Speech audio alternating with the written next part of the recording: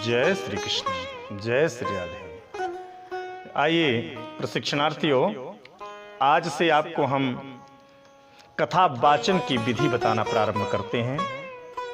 प्रथम दिवस आप व्यास मंच पे बैठ के अब प्रथम दिवस की कथा आपको प्रारंभ करनी है।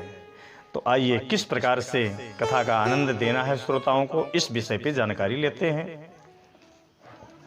यदि आपको संगीत आता है, हारमोनियम आती है, तो हारमोनियम का सहारा जरूर ले लें और प्रयास करें कि पहले दिन राग दरबारी से आप प्रारंभ करें।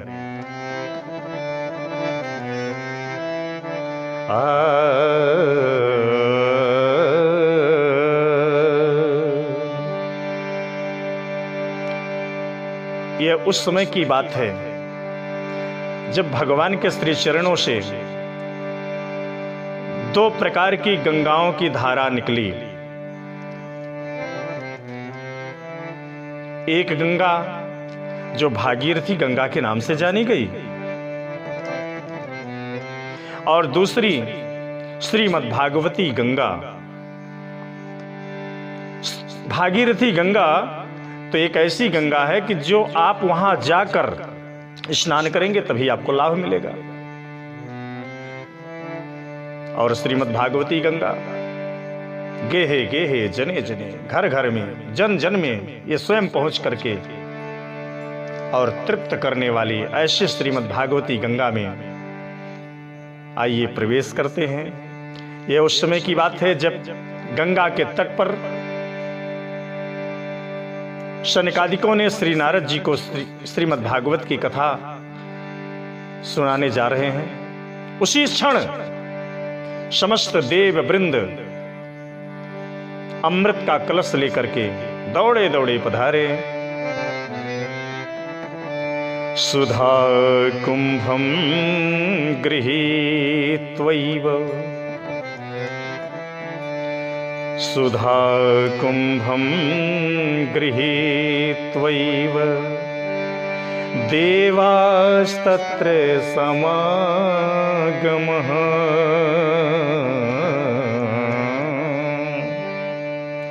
सुखं नत्वा वदन् सर्वे, सुखं नत्वा वदन् सर्वे स्वकार्य कुशला सुरा, स्वकार्य कुशला सुरा। कितना सुंदर श्लोक है। स्वकार्य कुशलासुरा, जो देवता अपने कार्यों में, अपना स्वार्थ साधने में बड़े प्रवीण हुआ करते हैं, वे देवता अमृत का कलश लेकर के दौड़े दौड़े पधारे भगवान श्री शुकदेव जी के पास में। भगवान शुकदेव जी को देखकर देवताओं ने बड़ी नम्रता के साथ में, महाराज जी प्रणाम। सुकम नत्वा बदन सर्वे, प्रणाम करके बैठ गए। शुकदेव जी ने सोचा कि ये भी कोई श्रोता होंगे, आ गए हैं, बैठे हैं। तो देवताओं ने निवेदन किया, महाराज एक मेरा निवेदन है, कहिए। मैंने सुना है कि महाराज परीक्षित मरने वाले हैं और ये 7 दिन में मर जाएंगे, तो एक मेरा प्रस्ताव था। शुकदेव जी महाराज सुन रहे हैं चुपचाप।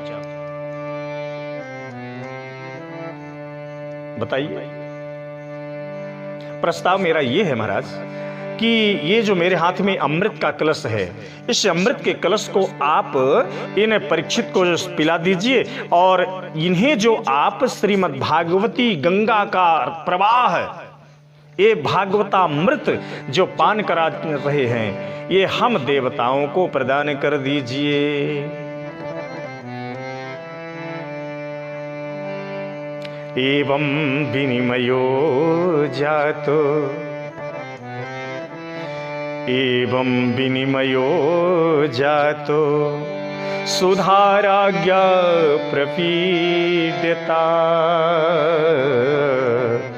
प्रपश्यामो वयं सर्वे, प्रपश्यामो वयं सर्वे श्रीमद्भागवतामृतम् भागवतामृतम श्रीमद्भागवतामृतम। ये भागवतामृत हम देवताओं को प्रदान कर दीजिए। शुकदेव जी ने विचार किया कि ये देवता हमें मूर्ख समझे हुए हैं क्या? क्यों देवताओं, एक बात बताओ, एक कांच के बदले मणि लेने का विचार तुम्हारे हृदय में कहां से उदय हो गया?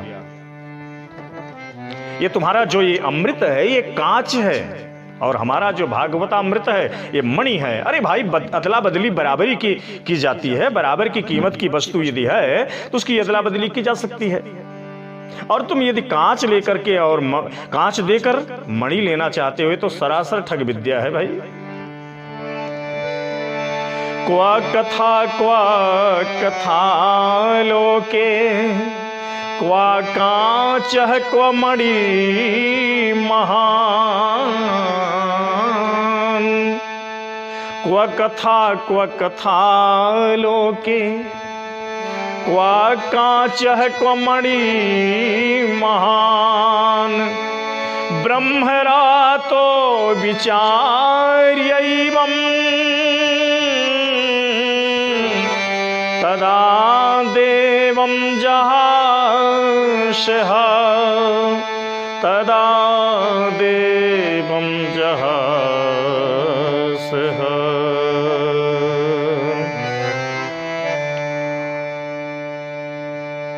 ये तुम सरासर ठग विद्या करने आए हो हमारे साथ। महाराज श्री शुकदेव जी श्रीमद् भागवत की कथा देने से मना कर दिए। अरे देवताओं, तुम लोग यदि श्रोता बन के आए होते तो श्रोता बन के और श्रवण कर लेते, कोई मना थोड़ी था। पर यहां तो तुम सौदागर बन के आए हो, सौदेबाजी करने आए हो। इसलिए ऐसे सौदागरों के लिए यह श्रीमद् भागवत की कथा, श्रीमद् भागवती वार्ता सुराणाम अपि दुर्लभा।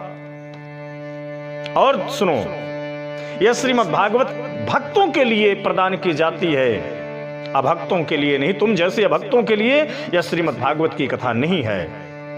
अभक्तांस्तांश विज्ञाये न ददौष कथामृतम। श्रीमद् भागवती वार्ता सुराणामपि दुर्लभा। सुराणामपि दुर्लभा। देखिए, शुकदेव जी महाराज देवताओं को श्रीमद् भागवत की कथा दुर्लभ कर दिए कि तुम्हें श्रीमद् भागवत की कथा दुर्लभ है। नो अधिकारम कथाव्रति। अधिकार का तुम्हारे ऊपर श्रीमद् भागवत का कोई अधिकार नहीं है। जाओ, यहां से भाग जाओ। फटकार करके शुकदेव जी महाराज भगा दिए। सूत जी कहते हैं, हे ऋषियों, यह श्रीमद् भागवत वह कथा देव दुर्लभ है जिसके लिए देवता तरस गए। ऐसी देव दुर्लभ कथा हम समस्त जीवधारियों को प्राप्त है। ऐसी देव दुर्लभ कथा को पाकर हम बड़े भाग्यशाली हो चुके हैं। एक बात और बता दें, यह श्रीमद् भागवत की कथा इस पृथ्वी के अलावा कहीं ब्रह्मांड में आप जाइए, वहां आपको श्रवण करने को नहीं मिलेगी। स्वर्गे सत्ये च कैलासे वैकुंठे नास्तयं रसः। अतः पिबन्तु सद्भाग्या मामुञ्च करहचि।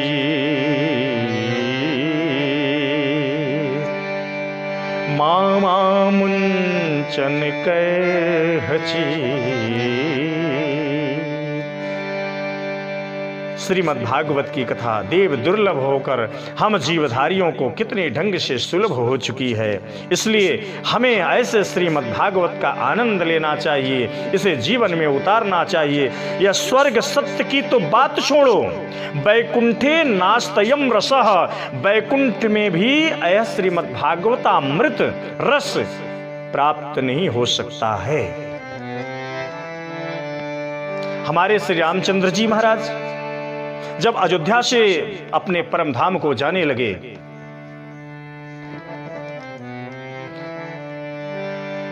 सारे अयोध्या वासियों ने श्री राम जी के साथ जाने का निश्चय किया। हनुमान जी बैठे दूर। श्री राम जी ने कहा, हनुमान तुम नहीं चलोगे क्या? हनुमान जी ने कहा, महाराज एक निवेदन है। क्या? निवेदन यह है कि क्या आपकी कथा वहां बैकुंठ लोक में सुनने को मिलेगी? राम जी हंसने लगे। अरे हनुमान सुनो, ये हमारी कथा जो है तो धरती में सुनने को मिलती है, बैकुंठ लोक में नहीं मिलेगी। वहां तो हम है ना, हम रहेंगे, हमारा दर्शन करना तुम। हनुमान जी ने कहा, तुम्हारा क्षमा करना, आप तो हमारे हृदय में विराजमान हैं, बैकुंठ में हमें देखने की कोई आवश्यकता नहीं है। जास हृदय आगार बसहि राम सर चाँप धर। मेरे हृदय में आप विराजमान हैं। इसलिए हनुमान जी ने कहा, जहां आपकी कथा नहीं वहां हनुमान जी का जाना कैंसिल। तो हनुमान जी हमेशा हमेशा के लिए इस पृथ्वी पर ही विराजमान हो गए। तो मेरे बंधु, भगवान की कथा जहां है वहीं हनुमान जी विराजमान हैं। यत्र यत्र रघुनाथ कीर्तनम तत्र तत्र कृतमस्तकांजलिम बाष्पवारि परिपूर्ण लोचनम मारुतिम नमते राक्षसांतकम। जैसे भौरा पुष्प की मागध सुगंध को देखकर महसूस करके दौड़ा दौड़ा चला जाता है, ऐसे ही हमारे श्री हनुमान जी महाराज धापंती रस लंपटा, एक भंवरे की तरह जहां भगवान की कथा होती है वहां दौड़े दौड़े चले जाते हैं। देवता लोग जब देखे कि सुखदेव जी महाराज में तो फटकार करके भगा दिए, बड़े लज्जित हुए, बड़े शर्मिंदे हुए, बेचारे मुंह लटकाए भागे भागे ब्रह्मा जी के पास पहुंचे। ब्रह्मा जी ने पूछा, क्यों भाई, क्या बात है, कैसे मुंह लटकाए आए हो, कहां से आ रहे हो, कौन तुम्हारा अपमान कर दिया? देवताओं ने कहा, महाराज हम गए थे सुखदेव जी महाराज के पास। अरे वो बाबा बैरागी फोकट को वहां कथा सुना रहा है, हमने अमृत देने का आग्रह किया कि अमृत ले लो, एक कथामृत हमें दे दो। तो कहता है, नो अधिकारम कथाव्रती, तुम देवताओं को कोई अधिकार नहीं है, मुझे फटकार करके भगा दिए हैं। प्राज्ञो मोक्षम कथा वीक्षम पुराधाता भी विस्मिता सत्यलोके तुलां बद्ध्वा तोलयत साधिनांजयः सत्यलोके तुलां बद्ध्वा तोलयत साधिनांजयः। ब्रह्मा जी को भी आश्चर्य लगा कि आखिर इस कथा में ताकत क्या है, देखा जाए। तो ब्रह्मा जी समस्त वेद ग्रंथ शास्त्रों को मंगाया और ब्रह्मा जी दिव्य तराजू मंगवाए।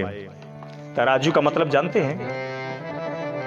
तराजू का मतलब होता है ज्ञान, ज्ञान रूपी तराजू। और बाबा तुलसी जी ने उसी तराजू को तलवार की धार भी कह दिया है।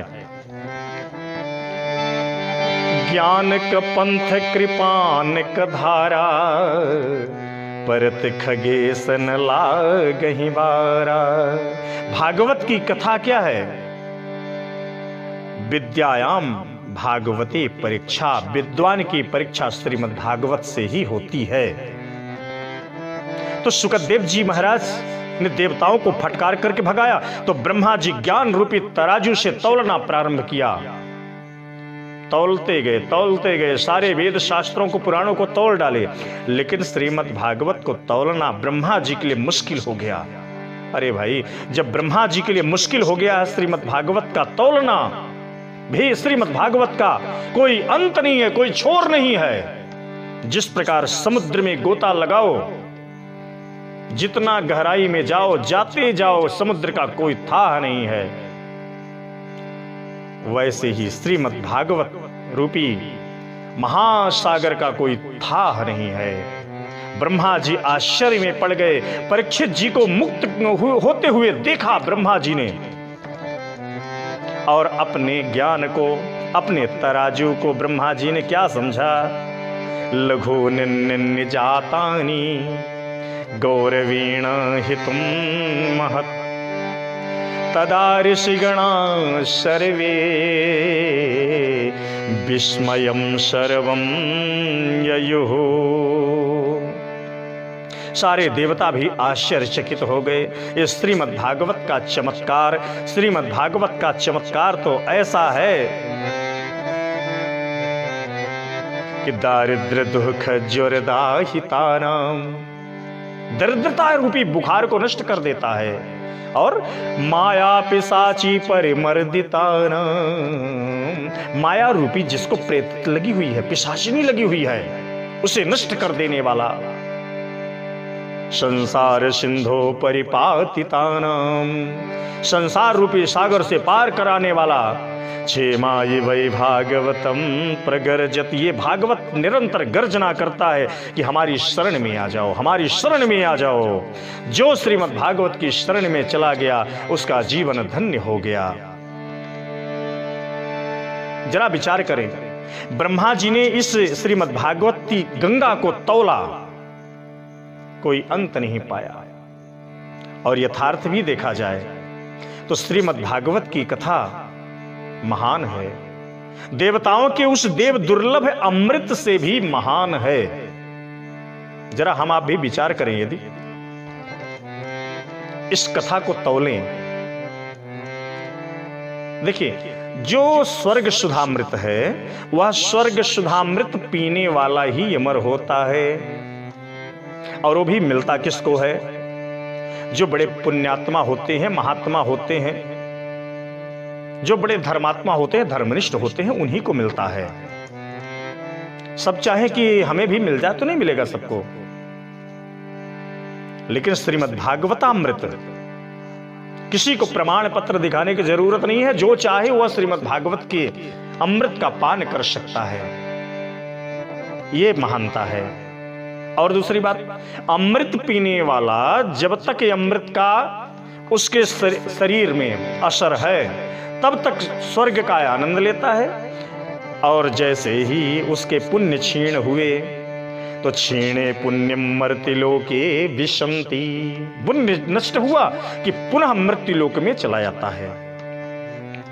और भागवतामृत का पान करने वाला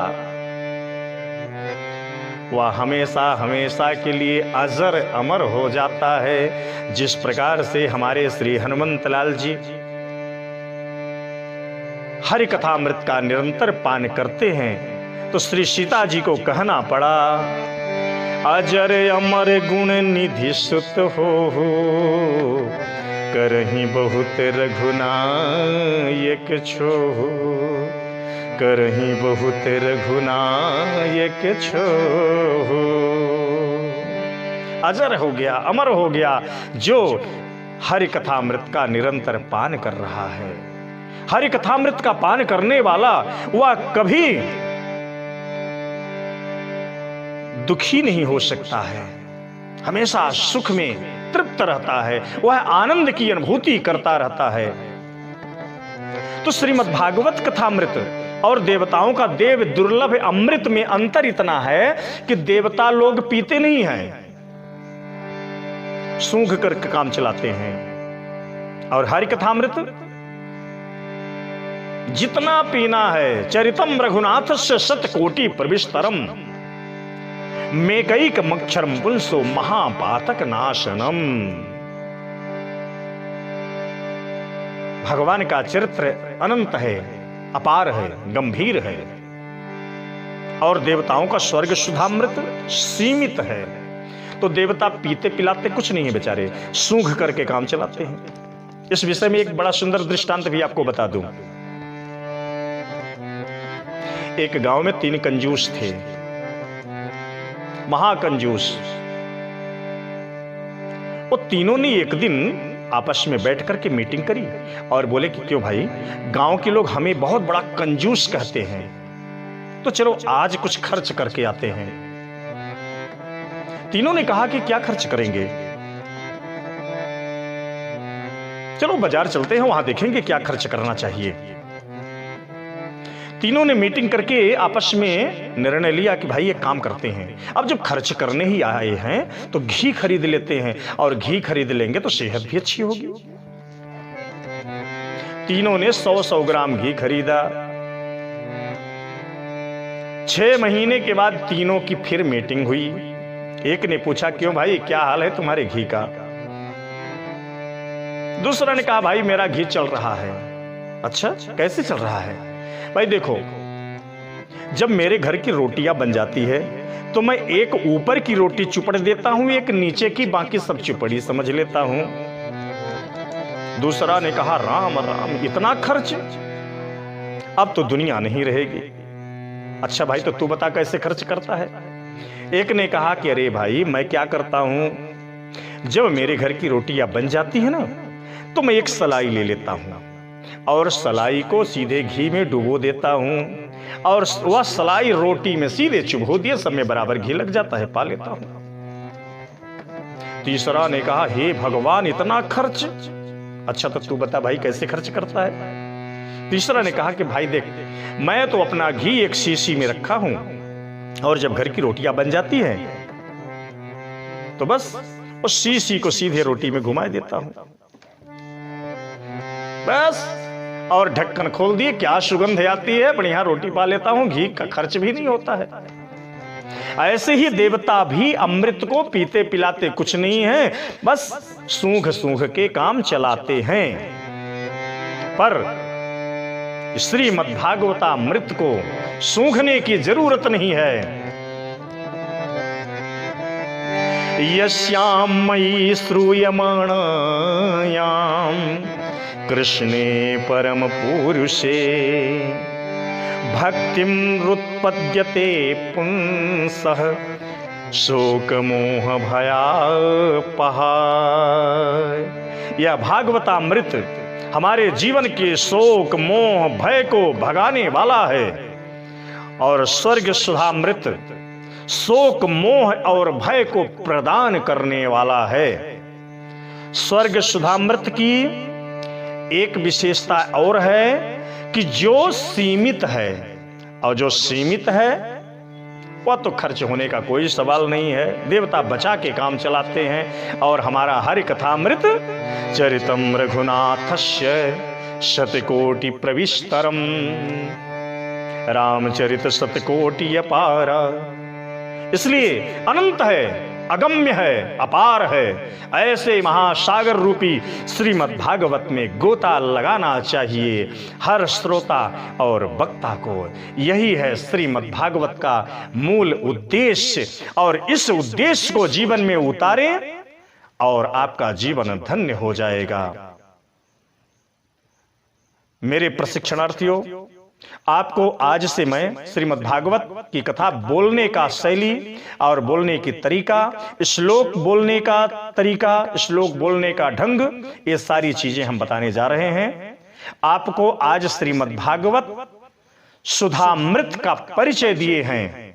कल आपको भगवान श्री नारद जी और सनकादिकों से भेंट होती है गंगा के तट पर, जो मैंने प्रथम में ही आपको बताया कि भगवान के श्री चरणों से 2 गंगा निकली हुई हैं, एक भागीरथी गंगा और दूसरी श्रीमद् भागवती गंगा। इन 2 गंगाओं के बारे में और श्रीमद् भागवत के इस कथामृत का पूर्ण परिचय आपको प्राप्त हो गया। अब अगले प्रसंग में आप ज्ञान, वैराग्य और भक्ति का प्रसंग श्रवण करेंगे। आपको अनवरत रूप से हम श्रीमद् भागवत को आज से शुभारंभ किए हैं, इसे आप श्रवण करें, नोट करें, और जन जन तक में, गेहे गेहे जने जने, जन जन तक में आप प्रसारित करें। यही हमारा उद्देश्य है। निरंतर सीख लीजिए, शिक्षा लीजिए, आपका कल्याण हो, आपका जीवन मंगलमय हो। जय श्री कृष्ण, जय श्री राधे।